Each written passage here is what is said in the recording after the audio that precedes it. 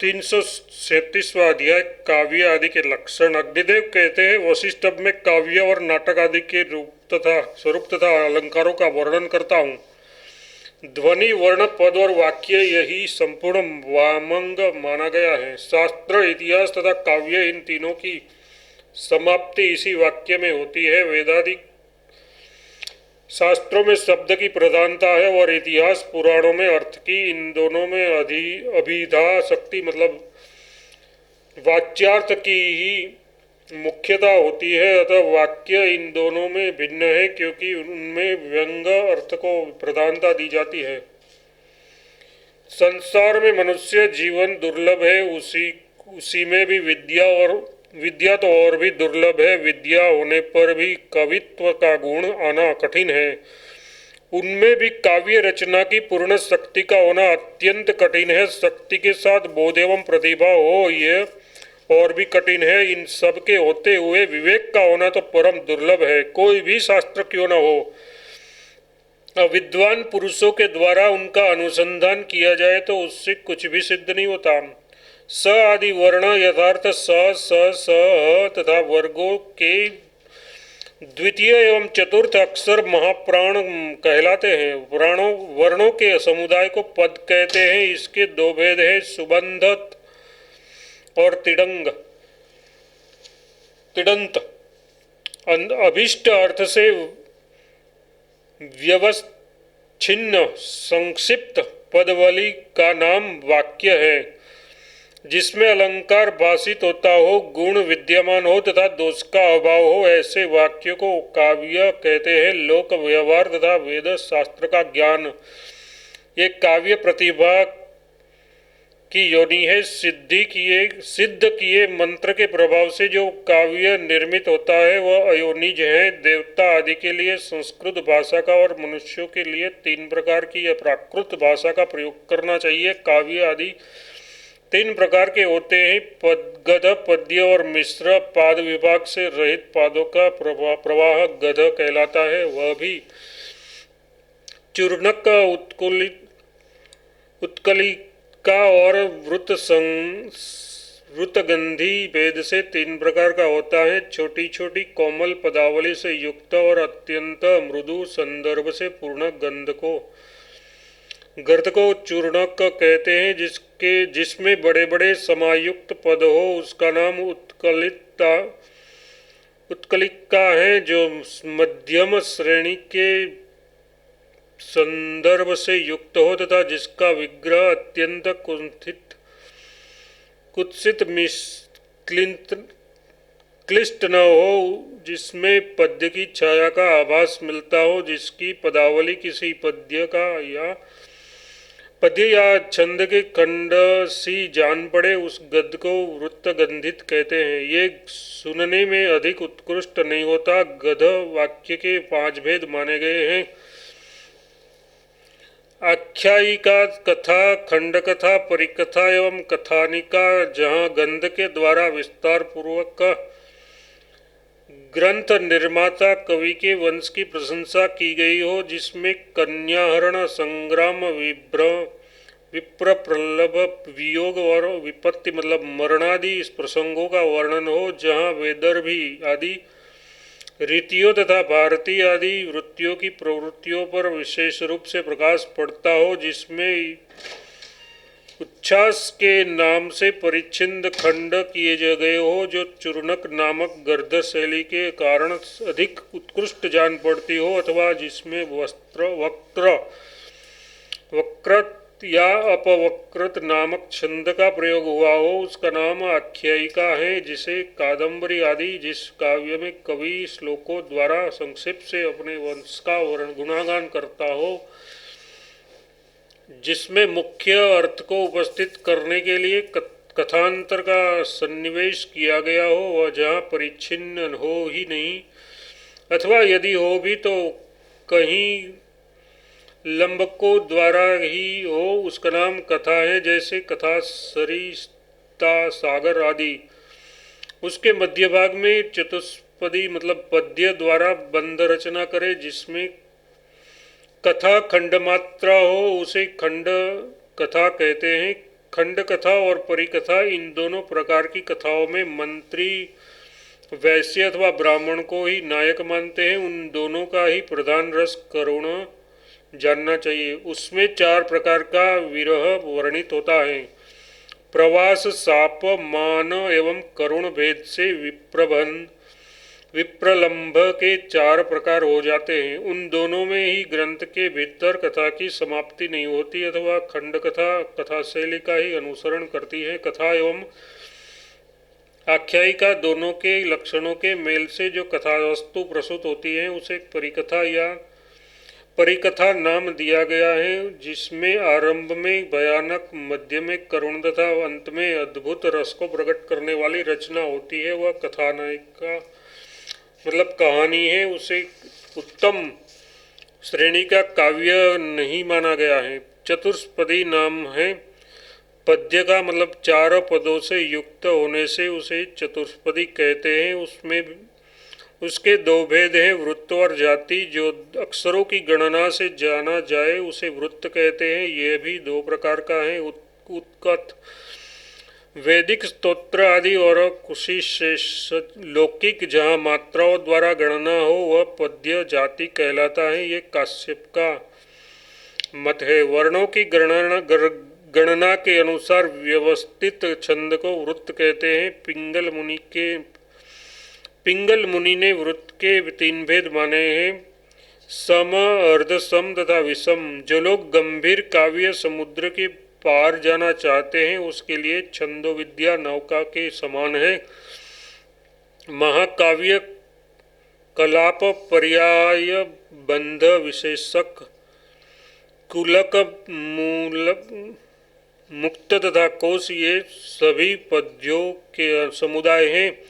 अनेक सर्गों में रचा हुआ संस्कृत भाषा द्वारा निर्मित काव्य महाकाव्य कहलाता है। सर्गबंध रचना को जो संस्कृत भाषा में अथवा विशुद्ध एवं परिमार्जित भाषा में लिखी गई हो महाकाव्य कहते हैं। महाकाव्य के स्वरूप का त्याग न करते हुए उसके समान अन्य रचना भी हो तो वह दूषित नहीं मानी जाती। महाकाव्य इतिहास की कथा को लेकर निर्मित होता है अथवा उसके अतिरिक्त किसी उत्तम आधार को लेकर भी उसकी अवतारणा की जाती है। उसमें यथास्थान गुप्त मंत्रणा, दूत प्रेषण, अभियान और युद्ध आदि के वर्णन का समावेश होता है।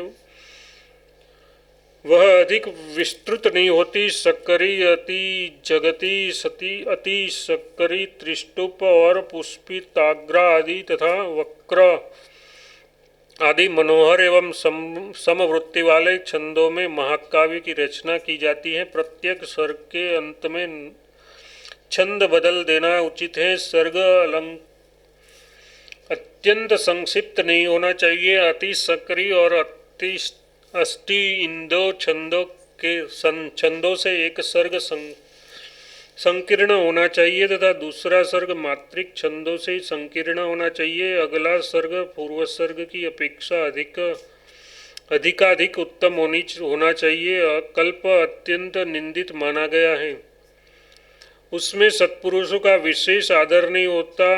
नगर, समुद्र, पर्वत, ऋतु, चंद्रमा, सूर्य, आश्रम, वृक्ष, उद्यान, जल क्रीड़ा, मधुपान, सुरतोत्सव, दूती वचन, विन्यास तथा कुल्टा के चरित्र आदि अद्भुत वर्णों से महाकाव्य पूर्ण होता है। अंधकार, वायु तथा रीति को व्यक्त करने वाले अन्य उद्दीपन विभागों से भी वह अलंकृत होता है। उसमें सब प्रकार की वृत्तियों की प्रवृत्ति होती है। वह सब प्रकार के भावों से प्रभावित होता है तथा सब प्रकार की रीतियों तथा सभी रसों से उसका संस्पर्श होता है। सभी गुणों और अलंकारों से भी महावाक्यों को परिपुष्ट किया जाता है। इन सब विशेषताओं के कारण ही उन रचना को महाकाव्य कहते हैं तथा उसका निर्माता महाकवि कहलाता है। महाकाव्य में उचित वैचित्र की प्रधानता होते हुए भी रस ही उसका जीवन है। उनकी स्वरूप सिद्धि यथार्थ सहज भाव से साध्य वचन वैचित्र्य अथवा विकृतिक विषयक रूप रस से होती है। महाकाव्य का फल है चारों पुरुषार्थों की प्राप्ति व नायक के नाम से ही सर्वत्र विख्यात होता है। प्रायः समान छंदों अथवा वृत्तियों में महाकाव्य का निर्वाह किया जाता है। कौशिकी वृत्ति की प्रधानता होने से काव्य प्रबंध में कोमलता आती है। जिसमें प्रवास का वर्णन हो उस रचना को कलाप कहते हैं। उसमें पूर्वानुराग नामक श्रृंगार रस की प्रधानता होती है। संस्कृत अथवा प्राकृत के द्वारा प्राप्ति आदि का वर्णन विशेषक कहलाता है। जहाँ अनेक श्लोक का एक साथ अन्वय हो उसे कुलक कहते हैं। उसका नाम संदानी तक का भी है। एक एक श्लोक की सर्वतंत्र रचना को मुक्त करते हैं। उसे सहृदयों के हृदय में चमत्कार उत्पन्न करने में समर्थ होना चाहिए। श्रेष्ठ कवियों की सुंदर उक्तियों से संपन्न ग्रंथ को कोश कहा गया है। वह ब्रह्म की भांति अपरिच्छिन्न रस से युक्त होता है तथा सहृदय पुरुषों को रुचिकर प्रतीत होता है। सर्ग में जो भिन्न भिन्न छंदों की रचना होती है वह आभासोपम शक्ति है। उसके दो भेद हैं, मिश्री तथा प्रकीर्ण, जिसमें श्रव्य और अभिनयी दोनों के लक्षण हो वह मिश्र और सकल उक्तियों से युक्त काव्य प्रकीर्ण कहलाता है। इस प्रकार आदि आग्नेय महापुराण में काव्य आदि के लक्षण नामक 333वां अध्याय पूरा हुआ। 338वां अध्याय नाटक निरूपण। अग्निदेव कहते हैं वशिष्ठ रूपक के 27 भेद माने गए हैं। नाटक प्रकरण डेम यह मृग समवकार प्रहसन व्यायोग बाण विधि अंक त्रोटक नाटिका सट्टक शिल्पक कर्णा दुर्मल्लिका प्रस्थान बाणिका बाणी गोष्ठी हिलीशक काव्य श्रीगदित नाटकारस रासक उल्लाप्य तथा प्रेक्षण। लक्षण दो प्रकार के होते हैं, सामान्य और विशेष। सामान्य लक्षण रूपक के सभी भेदों में व्याप्त होते हैं और विशेष लक्षण किसी किसी में दृष्टिगोचर होते हैं। रूपक के सभी भेदों में पूर्व रंग के निवृत्त हो जाने पर देशकाल रस भाव विभाव अनुभाव अभिनय अंक और स्थिति ये उनके सामान्य लक्षण है, क्योंकि इसका सर्वत्र उपसंपर्ण देखा जाता है। विशेष लक्षण यथावसर बताया जाएगा। यहाँ पहले सामान्य लक्षण कहा जाता है। नाटक को धर्मार्थ और काम का साधन माना गया है, क्योंकि वह करण है। उसकी इति कर्तव्य का मतलब प्रारंभ की विधि यह है कि पूर्व रंग का विधिवत संपादन किया जाए। पूर्व रंग के नांदी आदि 22 अंग होते हैं। देवताओं को नमस्कार, गुरुजन की प्रस्थित तथा गौ ब्राह्मण और राजा आदि के आशीर्वाद नांदी कहलाते हैं। रूपकों में नांदी पाठ के पश्चात ये लिखा जाता है कि नांदते सूत्रधार। नांदी पाठ के अनंतर सूत्रधार का प्रवेश। इसमें कवि की पूर्व परंपरा का वंश प्रशंसा पौरुष और तथा काव्य के संबंध और प्रयोजन इन 5 विषयों का निर्देश करे। नटी विदूषक और पारस्परिक ये सूत्रधार के साथ जहाँ अपने कार्य से संबंध प्रस्तुत विषय को उपस्थित करने वाले विचित्र काव्यों द्वारा प्रशस्त संलाप करते हैं। पंडित जन उसको आमुख जाने, उसको प्रस्तावना भी कहा जाता है। आमुख के 3 भेद होते हैं, प्रवृत्तक, कथोद्वात और प्रयोगातिशयी। जब सूत्रधार उपस्थित काल मतलब ऋतु आदि का वर्णन करता है तब उसका आश्रयभूत पात्र विशेष प्रवृत्तक कहलाता है। इसका बीजांशों में भी प्रादुर्भाव होता है जब पात्र सूत्रधार के वाक्य अथवा वाक्यार्थ को ग्रहण करके प्रवेश करता है, तब उसको कथोद्वात कहा जाता है। जिस समय सूत्रधार एक प्रयोग में दूसरे प्रयोग का वर्णन करे, उस समय यदि पात्र वहाँ प्रवेश करे तो वह प्रयोगातिशयी होता है। इतिवृत्त मतलब इतिहास को नाटक आदि का शरीर कहा जाता है। उसके दो भेद माने गए हैं, सिद्ध और उत्प्रेक्षित। शास्त्रों में वर्णित इतिवृत्त मतलब सिद्ध और कवि की कल्पना से निर्मित उत्प्रेक्षित कहा जाता है। बीज, बिंदु, पताका, प्रकरी और कार्य, ये 5 अर्थ प्रवृत्तियां प्रयोजन सिद्धि की हेतुभूता है। चेष्टा मतलब कार्यावस्थाएं भी 5 ही मानी जाती हैं। इनके नाम क्रमशः इस प्रकार है: प्रारंभ, प्रयत्न, प्राप्ति, सद्भाव, नियत फल प्राप्ति और 5वां फलयोग। रूपक में मुख, प्रतिमुख, गर्भ, विमर्श और निर्वहरण ये क्रमशः 5 संधियां हैं, जो अल्पमात्रा वर्णित होने पर भी बहुधा विसर्पण अनेक अवान्तर कार्यों को उत्पन्न करता है। फल की हेतुभूत उस अर्थ प्रवृत्ति को बीज कहा जाता है, जिसमें विविध वृत्तांतों और रस से बीज की उत्पत्ति होती है। काव्य के शरीर में अनुगत उस संधि को मुख कहते हैं। अभिष्ट अर्थ की रचना, कथा वस्तु की अखंडता, प्रयोग में अनुराग, गोपनीय विषयों का गोपन, अद्भुत वर्णन, प्रकाश्य विषयों का प्रकाशन, ये काव्यों के 6 फल हैं। जैसे अंगहीन मनुष्य किसी कार्य में समर्थ नहीं होता, उसी प्रकार अंगहीन काव्य भी प्रयोग के योग्य नहीं माना जाता। देश काल के बिना किसी भी इस वृत्ति की प्रवृत्ति नहीं होती, अतः नियम पूर्वक उन दोनों का उपादान पद कहलाता है। देशों में भारतवर्ष और काल में सतयुग, त्रेता और द्वापर युग को ग्रहण करना चाहिए। देश काल के बिना कहीं भी प्राणियों के सुख दुख का उदय नहीं होता। सृष्टि के आदिकाल में वार्ता तथा अथवा सृष्टि पालन आदि की वार्ता प्राप्त हो तो वह वर्णनीय है, ऐसा करने में कोई दोष नहीं है। इस प्रकार आदियाग्नि महापुराण में नाटक का निरूपण नामक 348वां अध्याय पूरा हुआ। 339वां अध्याय श्रृंगार आदि रस, भाव तथा नायक आदि का निरूपण। अग्निदेव कहते हैं, वशिष्ठ वेदांत शास्त्र में जिस अक्षर अविनाशी, सनातन, अजन्मा और व्यापक परब्रह्म परमेश्वर को अद्वितीय चैतन्य स्वरूप और ज्योतिर्मय कहते हैं, उसका सहज स्वरूपभूत आनंद कभी कभी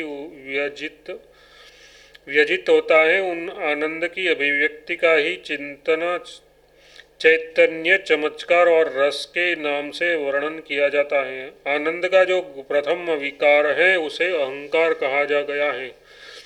अहंकार से अभिमान का प्रादुर्भाव हुआ। इस अभिमान में ही तीनों लोकों की समाप्ति हुई है।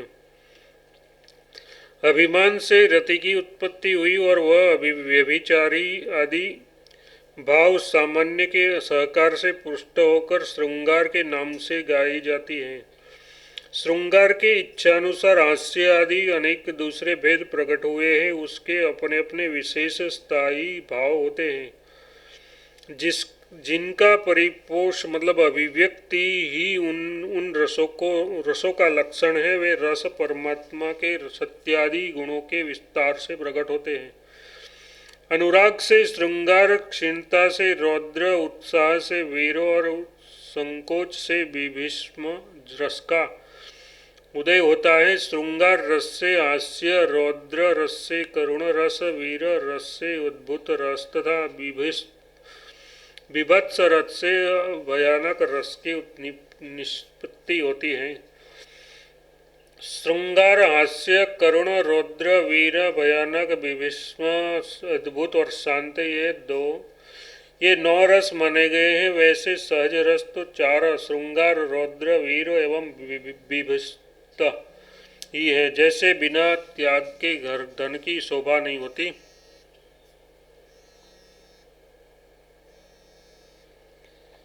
वैसे ही रसहीन वाणी की भी शोभा नहीं होती। अपार काव्य संसार में कवि ही प्रजापति हैं, उसको संसार का जैसा स्वरूप रुचिकर जान पड़ता है, उसके काव्य में ये जगत वैसे ही रूप में परिवर्तित होता है। यदि कवि श्रृंगार रस का प्रेमी हो तो उसके काव्य में रसमय जगत का प्रागट्य होता है। यदि कवि श्रृंगारी न हो तो निश्चय ही काव्य निरस होगा। रस भावहीन नहीं है और भाव भी रस से रहित नहीं है, क्योंकि इन भावों से रस की भावना मतलब अभिव्यक्ति होती है। भाव्यन्ते रसा अभिभावित होते हैं, उस रस उसके द्वारा इस व्याप्ति के अनुसार वे भाव कहे गए हैं। रति आदि 8 स्थायी भाव होते हैं तथा स्तंभ आदि 8 सात्विक भाव माने जाते हैं। सुख के मनोनुकूल अनुभव आनंद की मनोरम अनुभूति को रतिक कहा जाता है। हर्ष आदि के द्वारा चित्त के विकास को हास कहा जाता है। अभीष्ट वस्तु के नाश आदि से उत्पन्न मन की विकलता को शोक कहते हैं। अपने प्रतिकूल आचरण करने वाले पर कठोरता के उदय को क्रोध कहते हैं। पुरुषार्थ के अनुसार मनोभाव का नाम उत्साह है। चित्र आदि के दर्शन से जनित मानसिक विकलता को भय कहते हैं। दुर्भाग्यवाही पदार्थों की निंदा जुगुप्सा कहलाती है। किसी वस्तु के दर्शन से चित्त का अतिशय आश्चर्य से पूरित हो जाना विस्मय कहलाता है। स्तंभ आदि 8 सात्विक भाव हैं जो रजोगुण और तमोगुण से परे हैं।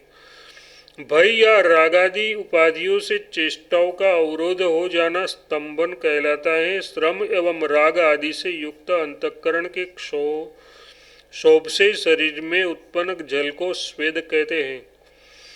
हर्षादि से शरीर का उत्स्वर्षित होना और उसमें रोंगटे खड़े हो जाना रोमांच कहा गया है। हर्ष आदि तथा भय आदि के कारण वाणी का स्पर्श उच्चारण न होना गदगद हो जाना स्वर भेद कहा गया है।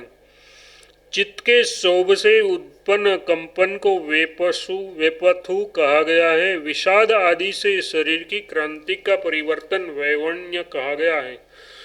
दुख अथवा आनंद आदि से उद्दत नेत्र जल को अश्रु कहते हैं। उपवास आदि से इंद्रियों की संज्ञाहीनता को प्रलय कहा जाता है।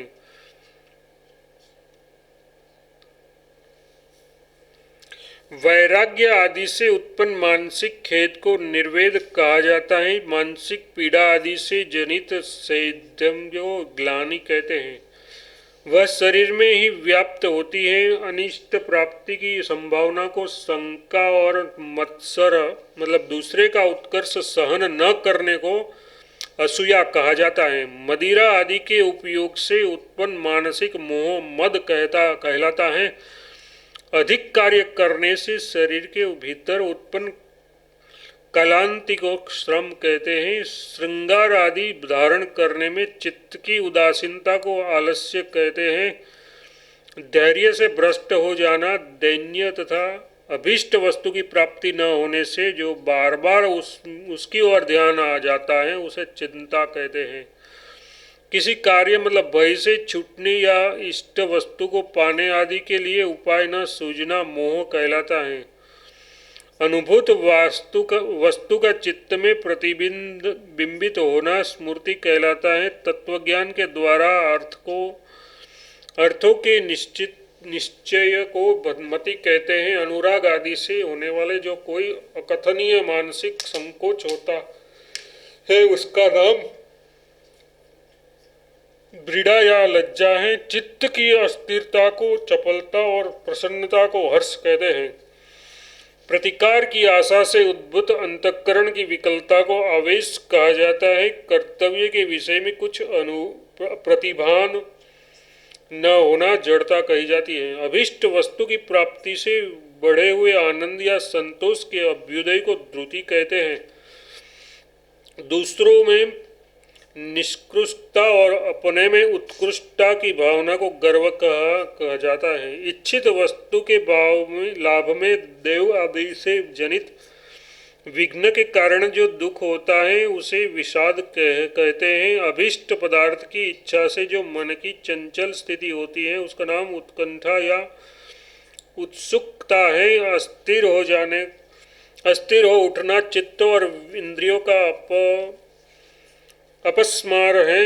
युद्ध में बाधाओं के उपस्थित होने से स्थिर न रह पाना त्रास माना गया है तथा चित्त के चमत्कृत होने को विप्सा कहते हैं। क्रोध के समन न होने को अमर्ष तथा चेतना के उदय को प्रबोध या जागरण कहते हैं। चेष्टा और आकार से प्रकट होने वाले भावों का गोपन अवहियस्त कहलाता है। क्रोध से गुरुजनों पर कठोर वाग्दंड का प्रयोग उग्रता कहलाता है। चित्त के ऊहापोह को वितर्क तथा मानस एवं शरीर की प्रतिकूल परिस्थिति को व्याधि कहते हैं। काम आदि के कारण असंबंध प्रलाप करने को उन्माद कहा गया है। तत्व ज्ञान होने पर चित्तगत वासना की शांति को सम कहते हैं। कवि जनों को काव्यादि में रस एवं भाव का निवेश करना चाहिए जिसमें रति आदि स्थायी भावों में विभावना हो अथवा जिसके द्वारा इनकी विभावना हो वह विभाव कहा गया है। ये आलंबन और उद्दीपन के भेद से दो प्रकार का माना जाता है। रति आदि भाव समूह जिसका आश्रय लेकर निष्पन्न होते हैं वह आलंबन नामक विभाव है। ये नायक आदि का आलंबन लेकर आविर्भूत होता है। धीरोदात, धीरोदत्त, धीरललित और धीर प्रशांत ये चार प्रकार के नायक माने गए हैं। ये धीरोदातादि नायक अनुकूल, दक्षिण, सठ एवं दृष्ट के भेद से 16 प्रकार के कहे जाते हैं। पीठ, मर्द, वीट और विदूषक ये तीनों श्रृंगार रस में नायक हैं। नम्र, सचिव अनुनायक होते हैं। पीठ मर्द श्रीमान एवं नायक के समान बलशाली सहायक होते हैं। द्रुत नायक के देश का कोई व्यक्ति होता है। विदूषक प्रहसन से नायक को प्रसन्न करने वाला होता है। नायक की नायिका भी 3 प्रकार की होती है। स्वकीया, प्रक्रिया एवं पुनर्भू नायिका कौशिकाचार्य के मत से हैं। कुछ पुनर्भू नायिका को न मानकर उसके स्थान पर सामान्य की गणना करते हैं। इन्हीं नायिकाओं के अनेक भेद होते हैं। ये आलंबन विभाव में भावों को उद्भिदित करती है। 64 कलाएं कम्मादि एवं गीतिकादि के भेद से 2 प्रकार की मानी गई है। कुहक और स्मृति आदि। हासोपहार के आलंबन विभाग के उद्बुद्ध संस्कार युक्त भावों के द्वारा स्मृति, इच्छा, आदेश और प्रयत्न के संयोग से किए हुए मनवाणी, युद्ध तथा शरीर के द्वारा कार्य को विध्वंज अनुभाव मानते हैं। सत्र अनुभवते उत अनुभवती मतलब आलंबन में जो अनुभूति मान है अथवा आलंबन में जो दर्शन के बाद प्रकट होता है। इस प्रकार अनुभाव शब्द की व्युत्पत्ति की जाती है। मानसिक व्यापार की बहुलता से युक्त कार्य मन का कार्य कहा जाता है। वह पुरुष संबंधी एवं स्त्रीण मतलब स्त्री संबंधी 2 प्रकार का होता है। वह इस प्रकार की प्रसिद्धि है। शोभा, विभाव, विलास, माधुर्य, स्थैर्य, गांभीर्य, ललित, औदार्य तथा तेज ये 8 पौरुष कर्म हैं। नीच जौनों की नीच जनों की निंदा, उत्तम पुरुषों से स्पर्धा, शौर्य और चातुर्य, इसके कारण मानसिक कार्य के रूप में शोभा का आविर्भाव होता है। जैसे भवन की शोभा होती है, भाव, हेला, शोभा, कांति, दीप्ति, माधुर्य, शौर्य, प्रगल्भता, उदारता, स्थिरता एवं गंभीरता, ये 12 स्त्रियों के विभाव कहे गए हैं। विलास और हाव को भाव कहते हैं। वह भाव किंचित हर्ष से प्रादुर्भूत होते हैं। वाणी के योग को वागारंभ कहते हैं। उसमें भी 12 भेद होते हैं। उसमें भाषण को आलाप, अधिक भाषण को प्रलाप, दुख पूर्ण वचन को विलाप, बारंबार कथन को अनुलाप, कथोपकथन को संताप, निरंतर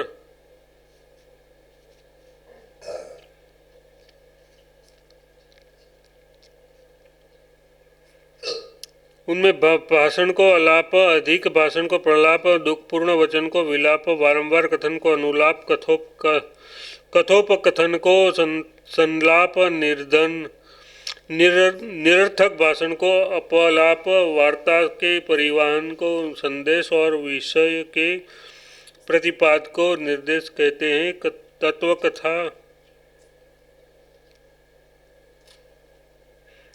तत्वकथा को अतिदेश एवं निस्तार वर्ण के निस्सार वस्तु के वर्णन को अपद्वेष कहा जाता है। शिक्षा पूर्ण वचन को उपदेश और व्याक्तिज्यों को व्यपदेश कहते हैं। दूसरों को अभीष्ट अर्थ का ज्ञान कराने के लिए उत्तम बुद्धि आश्रय लेकर वागारंभ का व्यापार होता है। उसके भी रीति, वृत्ति और प्रवृत्ति है।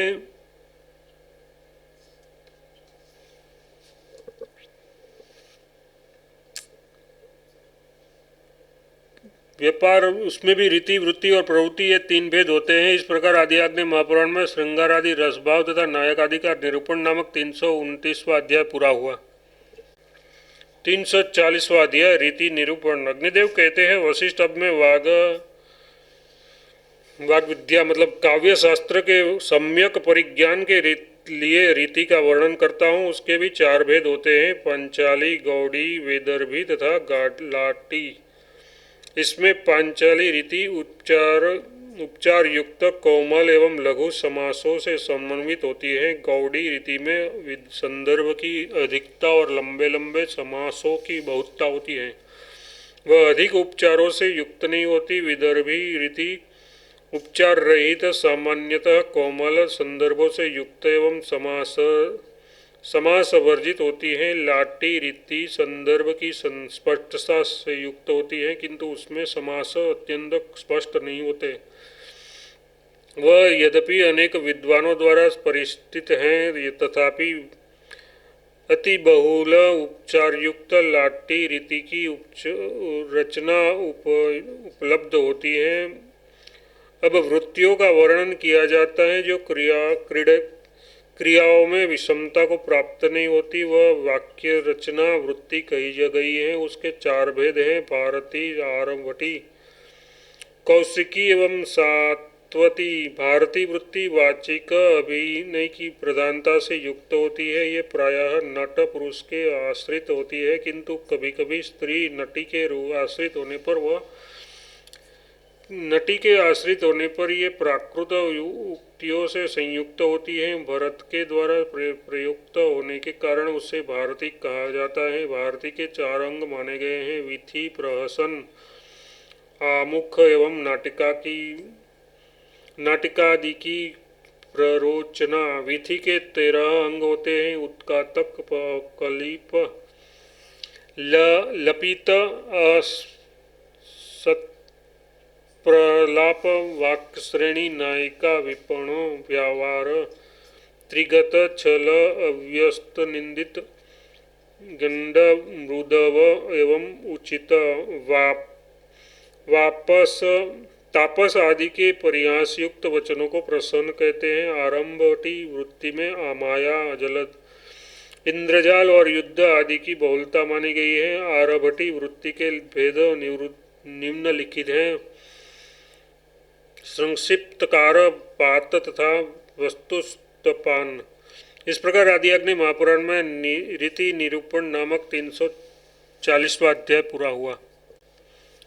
341वां अध्याय नृत्य आदि में उपयोगी आंगिक कर्म।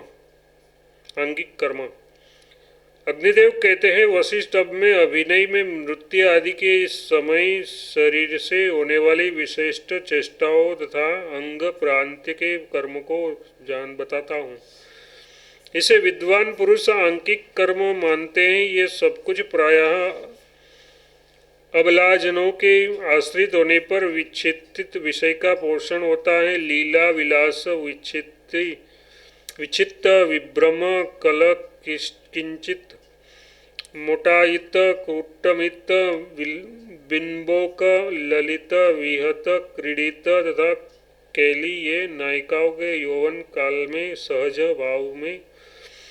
भाव से प्रकट होने वाले 12 अलंकार हैं। आवरण से आवृत स्थान में प्रियजनों की चेष्टा के अनुकरण को लीला कहते हैं। प्रियजन के दर्शन आदि से जो मुख और नेत्र आदि की चेष्टाओं में कुछ विशेष चमत्कार लक्षित होता है, उसको सहदयजन विलास कहते हैं। हर्ष से होने वाले हास और शुष्क रुदन आदि के मिश्रण को किल किंचित माना गया है। चित्त के किसी गर्भयुक्त विकार को बिंबक कहते हैं। इस भाव के उदय होने पर अभीष्ट वस्तु में भी अनादर प्रकट किया जाता है। सौम्यार्ज्य जनित चेष्टा विशेष को लज्जित कहते हैं। सिर, हाथ, वृक्षस्थल, पार्श्वभाग ये क्रमशः अंग हैं। भौं आदि को प्रत्यंग या उपांग जाना जाता है। अंग प्रत्यंगों के प्रयत्न जनित कर्म मतलब चेष्टा विशेष के बिना नृत्य आदि का प्रयोग सफल नहीं होता। वह कहीं मुख्य रूप से और कहीं वक्र रूप से साधित होता है।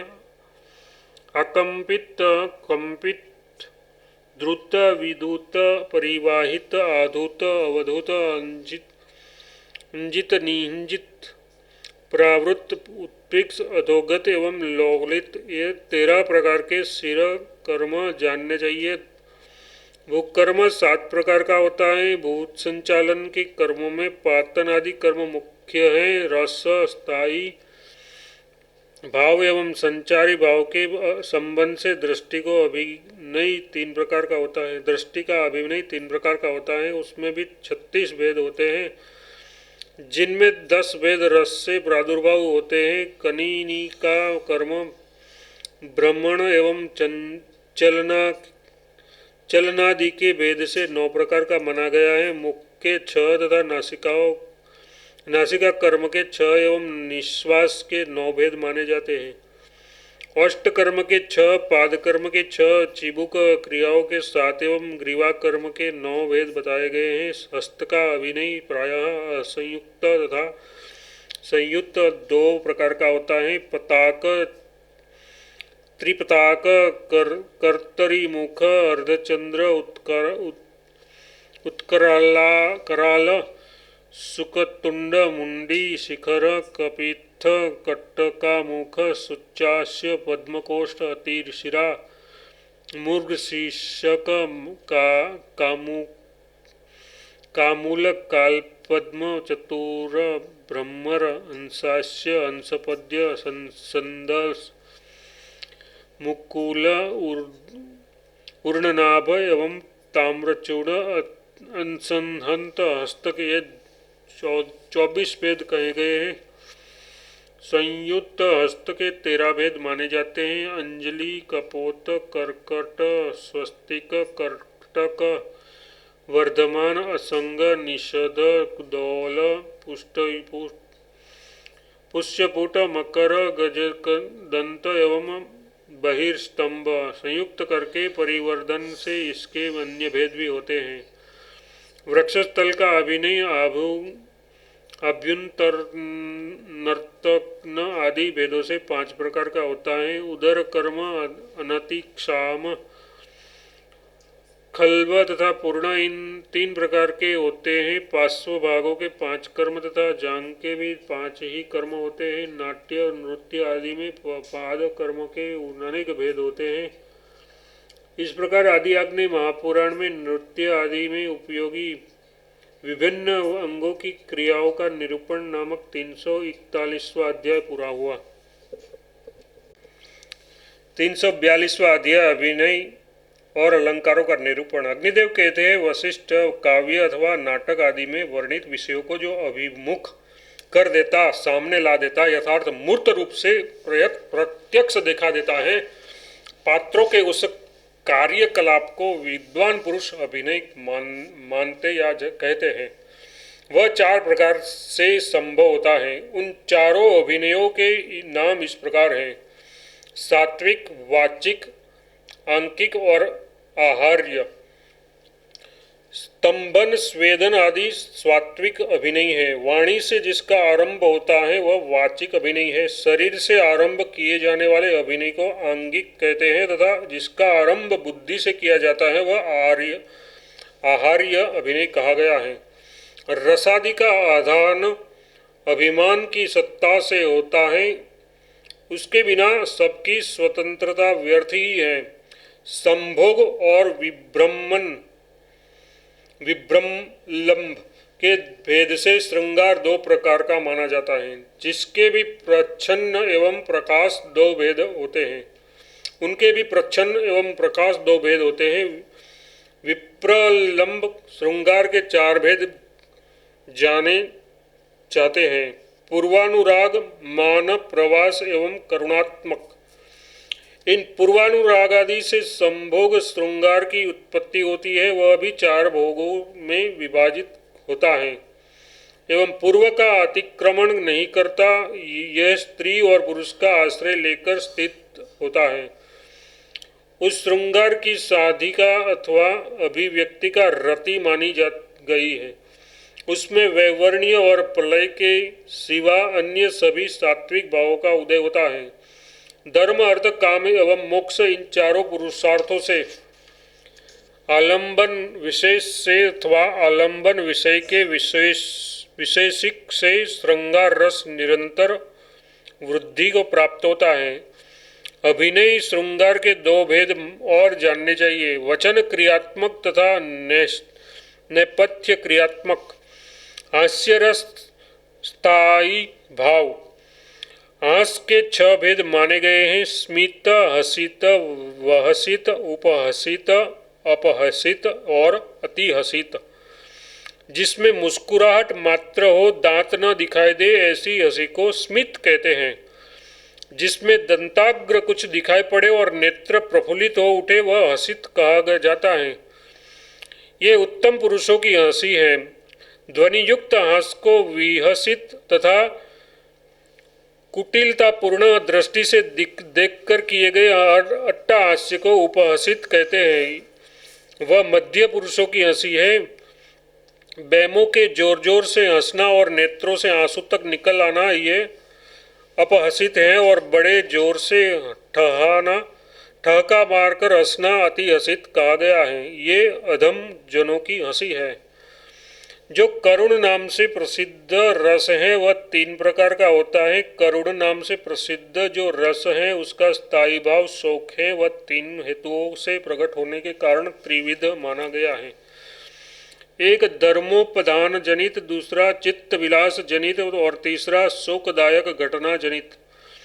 प्रश्न: शोक जनित शोक में कौन स्थायी भाव है? उत्तर: जो पूर्ववर्ती शोक से उद्भूत हुआ है वह। अंग कर्म, नेपथ्य कर्म और वाक्य कर्म, इसके द्वारा रौद्र रस के भी 3 भेद होते हैं। उसका स्थायी भाव क्रोध है।